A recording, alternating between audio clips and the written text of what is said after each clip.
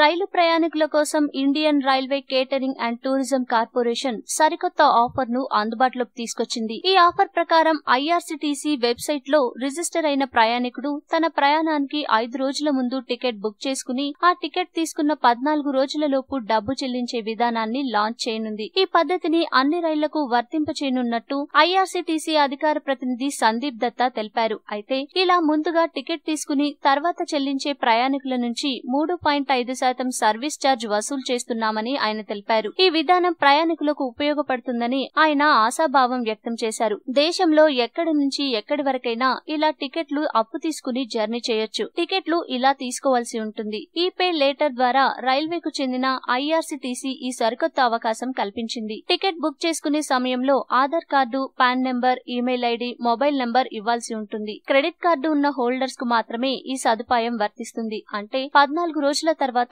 Automatic గా credit card నుంచి ఛార్జీల మొత్తం కట్ అయిపోతుంది.